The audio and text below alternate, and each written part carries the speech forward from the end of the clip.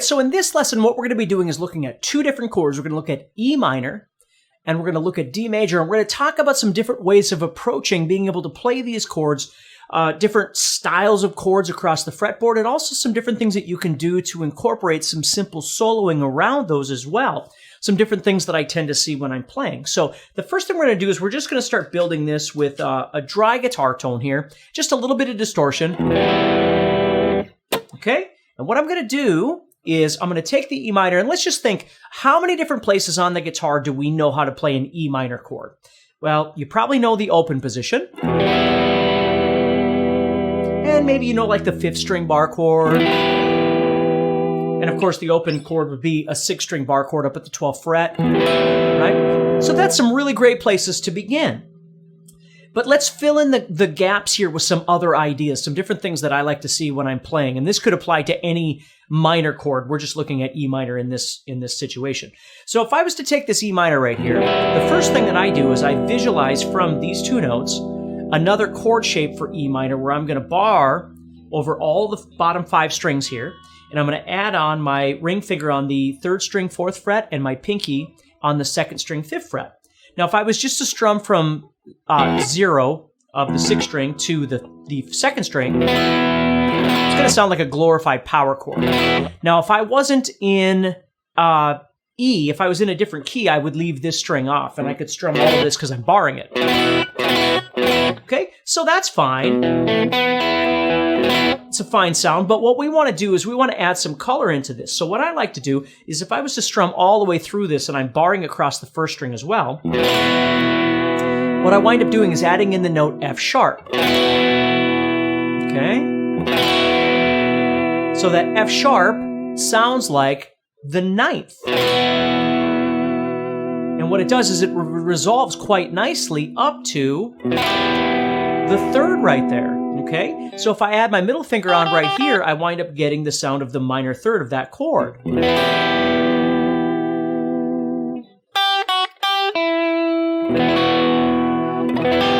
See? Now, I don't have to play that whole chord shape. I might just play a couple of strings. The point is that you start visualizing these things and you see them and you hear them. It's a really nice sound, but if I do this, that note right there, that F sharp, is kind of fresh to the ear, and it sounds really nice. Now, if I add a little bit of, delay and reverb back into this, see how now, because of that little bed of effects that I have, it gives me space to just relax a little bit, and I don't have to worry about playing so much. I don't have to fill so much space. I can just enjoy that sound. Okay? So that's a nice place to start. And again, you could do this over any bar chord. If you were sitting on a G minor, for instance. Again, where these 2 fingers are, that's my cue right there. So it's sitting right there. Now if I take that 1st finger, move up, it becomes the minor chord. But if I leave it back here, then I've got that 9th I'm adding in right there. You see? Okay? Makes it sound like a sus chord, if you're familiar with what sus chords are. So it's a really nice sound. Now let's keep going across the fretboard. So we've got E minor. And of course, there's lots of different things we can do to this E minor to make it sound a little more colorful too. There's lots of cool things. But so what we've done is we've added in this. Okay? Well, the next step for me is that I see I've got an E sitting right here. So I can start building off of that. And you might have seen this before. This is a pretty typical arpeggio that guitar players learn. Okay, so I'm playing 7, 5, 4, 5, 3, and then 7. But again, I'm thinking of it less about just being an arpeggio kind of off on an island on its own and how I can use that as a chordal structure. So I can already see if I look up to the top of this thing, I've got this 4, 5, 3. Well, that is that chord that we just talked about over here, but it's overlapping, right? So if we keep going toward the ceiling, I got this 5 and this 7 sitting right here. So I could play just this 7 and 5, or this 5 and 4, maybe this 5, 4, and this 5. You see, any of those things are legitimate to play as a little fragment in your playing. You see?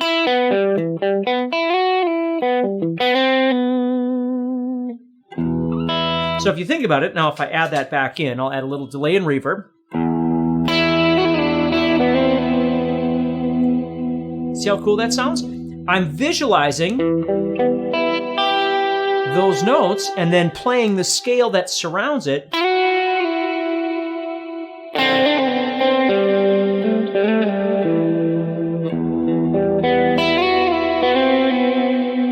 But kind of the trick to the whole thing is I need to play enough of that chordal structure within the context of my of my solo to give it a chordal sound. If I just do this, it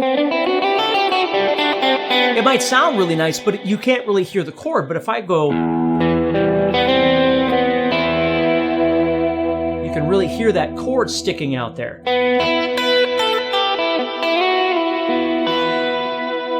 You see, it's got a really nice sound to it.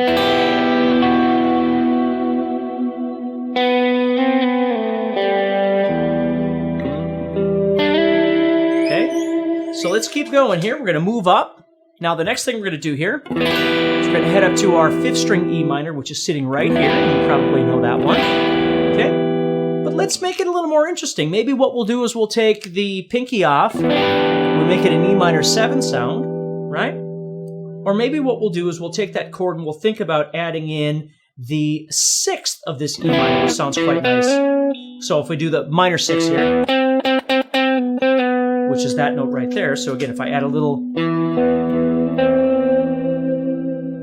See how dark that sounds?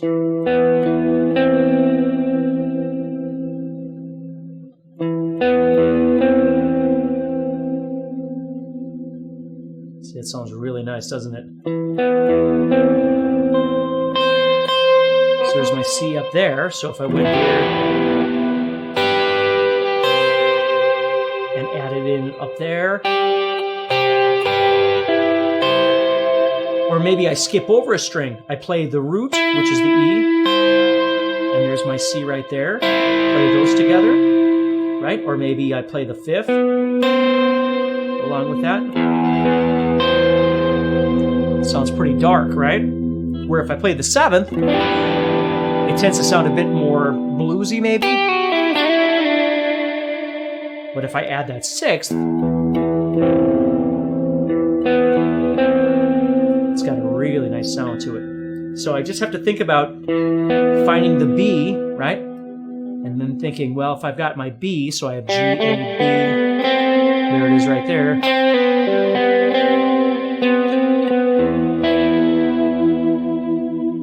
Okay, so that's another place we can go.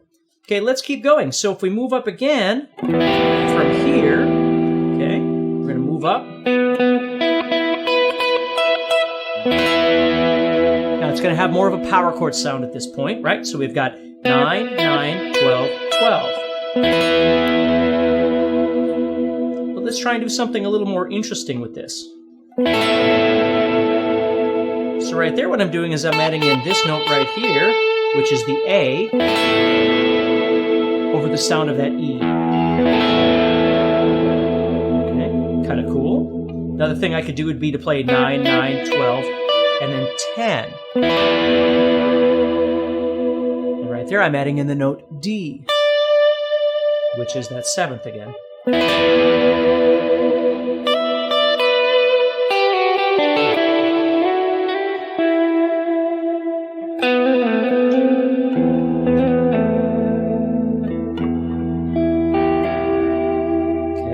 And then that'll lead us back up again into our E minor sitting up here.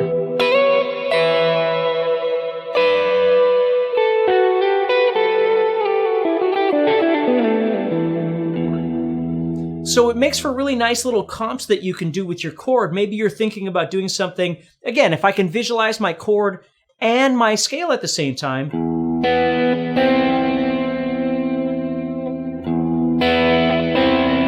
it's over in E minor, so it's going to sound quite dark right now.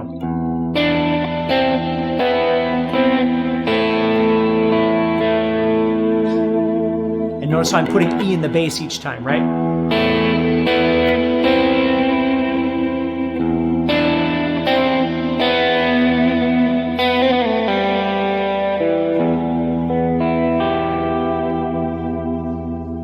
So you don't really have to worry so much about having to play in time at this point. You can just kind of explore the sounds, but instead of going, you know,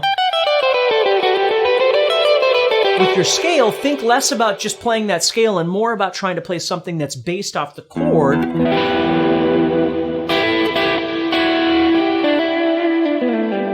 Right? So there. So I know right here, I've got my root and my minor third, which makes the sound of that E minor right there. But if I drop down or go up above that, okay, so again right there, there's my G, but I'm dropping down to my F sharp like I did down there, or moving up to my A. You can get some really nice sounds around that chord, or around that note.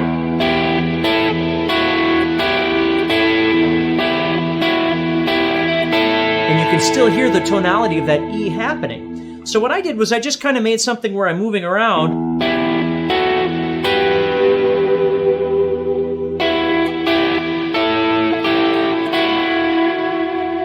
Right? And it still has the sound of that chord happening.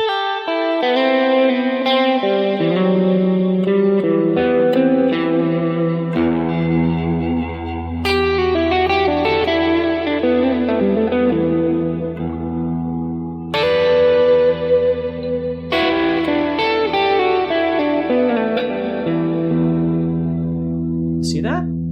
So I can use the fragments of these chords Isn't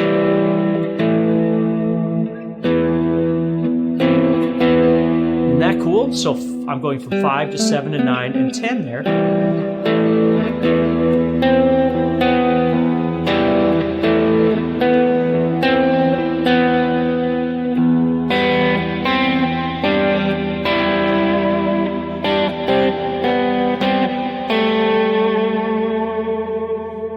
See how cool that sounds right over that E.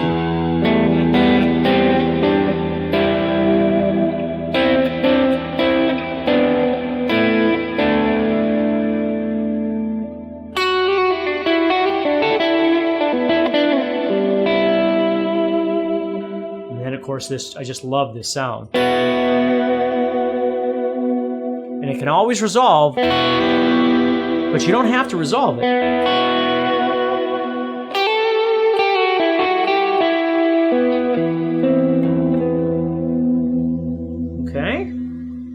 So that's some ideas that we can explore with just the E minor, just looking for some sounds, again, to break you out of always thinking about playing. Not that that doesn't sound cool in its own way, but right now what we're doing is we're really trying to focus more on making a connection to the E minor chord itself, okay? So really thinking about the sounds.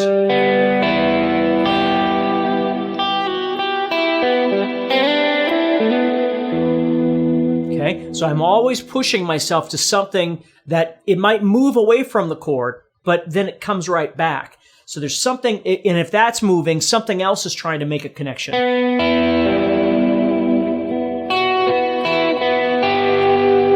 You see? So as long as I've got something else there that's kind of making that connection. Otherwise, if I just start going, it might sound amazing. But what I really want to try and focus on is still kind of staying consistent with making a connection to that chord. Okay? Now when the D chord comes up, now the D is a major chord, right? So I'm seeing D major. Again, I've got a D right there, which you probably know. I've got a D 5th string bar chord, which sounds wonderful. 6th string bar chord sitting up here. So those are kind of maybe my outer points to connect to. So what I'm going to do is take this D chord, and of course I know I can make that into a sus2 by taking my middle finger off, which already is going to have a nice kind of sound to it, especially with this delay and reverb that I've got. And again, we'll talk about that in just a little bit. Right? Or the sus4 right there sounds really nice too. Okay. And then we've got D sitting right here. So now what I'm doing is playing 5, 4, 2, 3, 2. Okay. But I also want to be aware of some things here. Like I could make my sus chord, if I think about my D,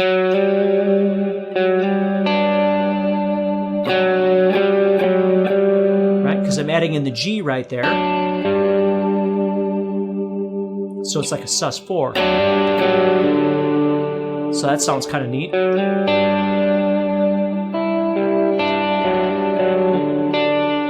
And again, I'm skipping some strings in between, but you can hear how I'm still kind of maintaining the sound of that chord.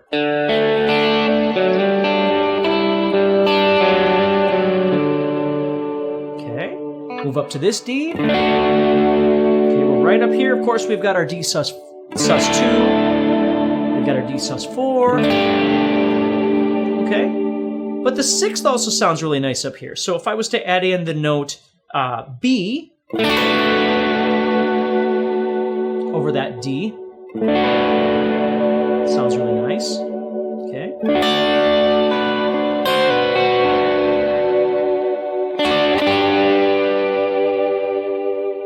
Okay, so that's a sus with that added B in there. Okay, keep going. Make my power chord right here where I'm playing. Okay. Move up to this D. Okay. And when I'm up here, I like to see the scale sitting there.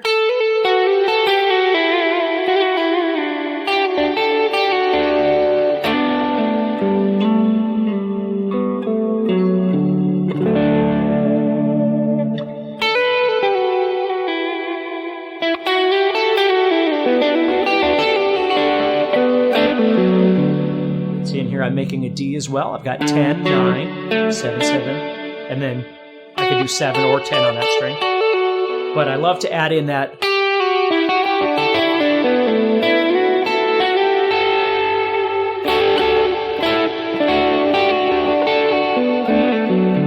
See how that works? And then I could keep going. Got my D sitting here. And then the really important one is using this D all over again, 1 octave higher. So I've got D sitting here. So if I go up and do 12, 14, 15, and then either 12 for the sus or 14 for the D, or 15 for the sus4 for that matter.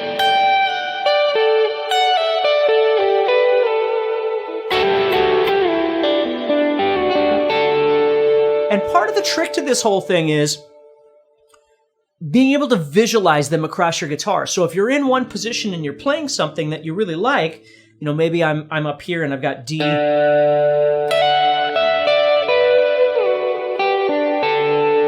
See, now I've moved down into this position and I'm seeing the D chord sitting right here. And then I'm seeing the D chord sitting right here.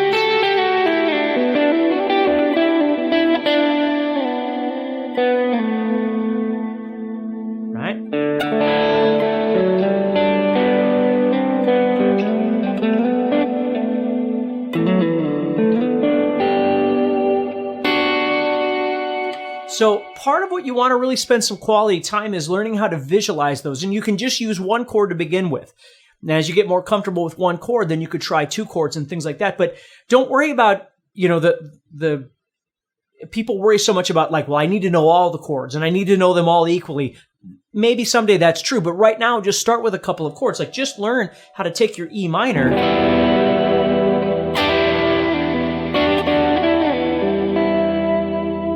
and just learn how to make some cool sounds. You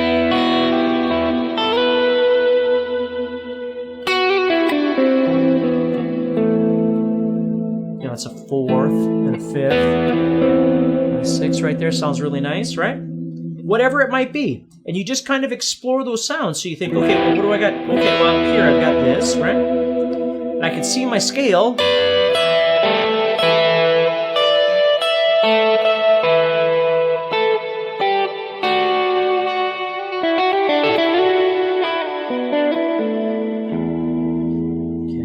wherever it might be. Even if you move up into this area here, which is your minor pentatonic, you got to think, what can I do that's different, right? Well, we already talked about this note right here, which is the F sharp. We looked at that down here.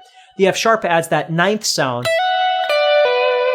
So a lot of times what I'll do is take my pentatonic and at the very least I'll substitute, instead of playing G, I'll play that F sharp. There it is again. And it changes up the sound of that pentatonic.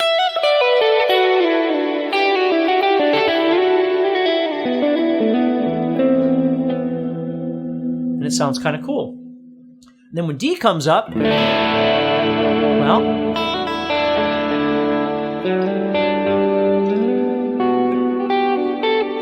so right there, what I'm thinking about is I'm moving up into this D, into the sus, and then I'm going to move up into this D, right? Moving up here, and this D. So I'm seeing this D and this D sitting right there, and I'm playing the pentatonic inside there.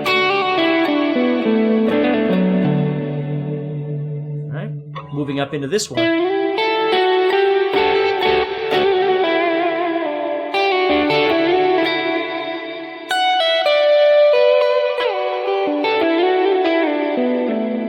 Now, if these two chords were being played together, like the little demonstration I had in the beginning, if I was going from E minor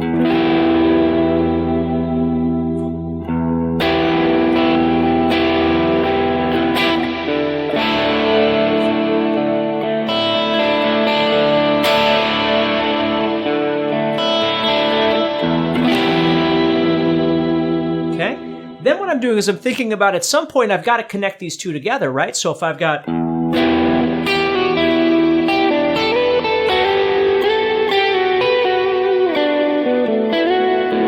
like that right there,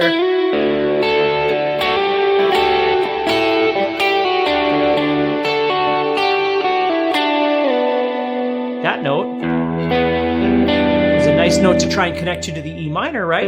Because it's part of the E minor there. So I could drop down to that, right? That's the F sharp, or excuse me, the B.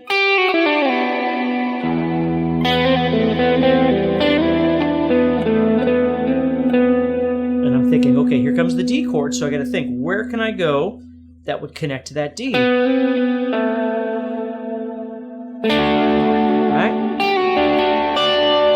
Any of those notes. Any of those notes would be just fine. And even if I added in that sixth, any of those notes would have been a great place to target as that D is coming. So I have E minor.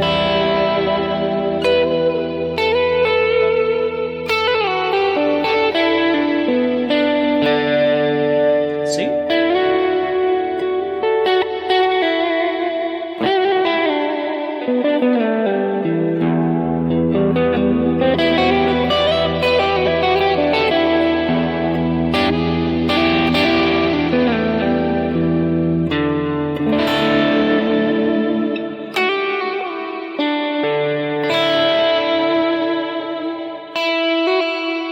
Right here, I got to think, okay, well, here comes E minor. Right?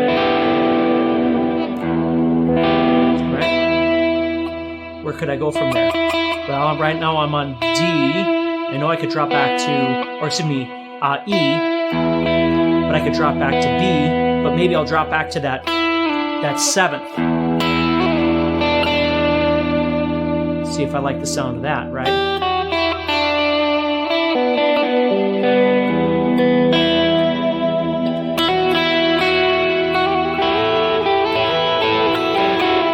Then oftentimes I'll use little things like that too, where I'll use maybe an open E.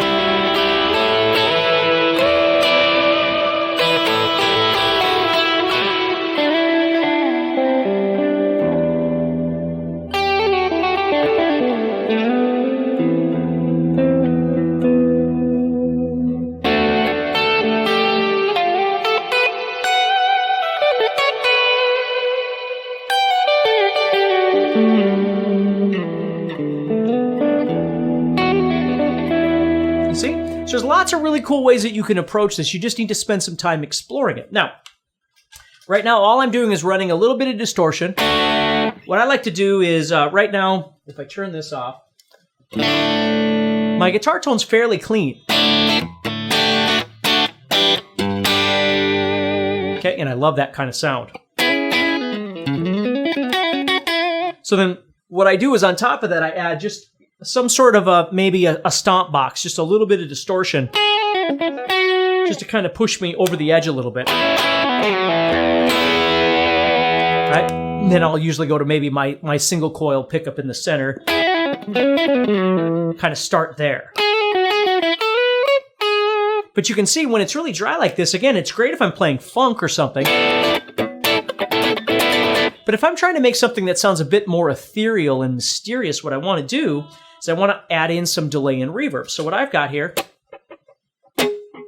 you'll hear just a little bit of delay going on there. Okay, not a lot. And then what I'm doing is adding in quite a bit of reverb. What I want you to notice is that it's quite large and it's quite long.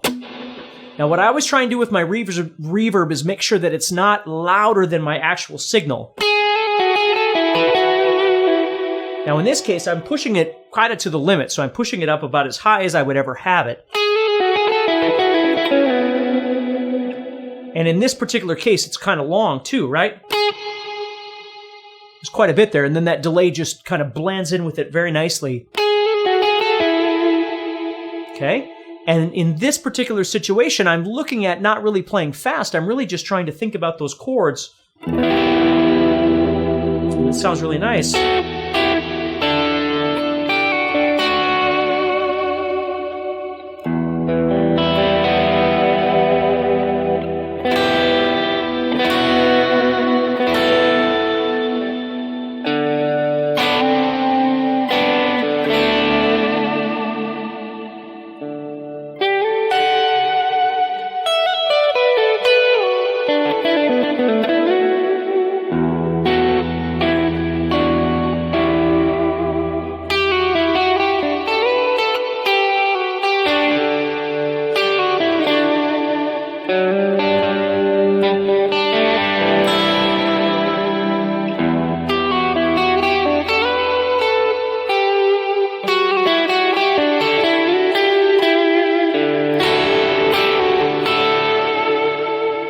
See that?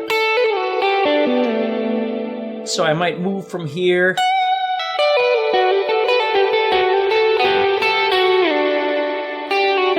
So I'm thinking about my D sitting up here, sitting right here, sitting right here.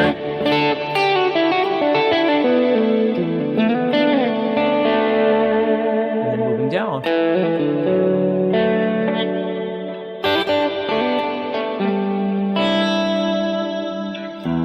Same idea with my minor, except my minor, I'm really going to try and think about some of the darker sounds. Because they just sound so creepy. I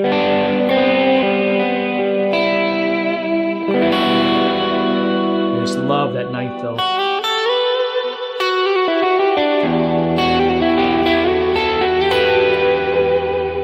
So right there. Climbing up the scale is all I'm really doing there.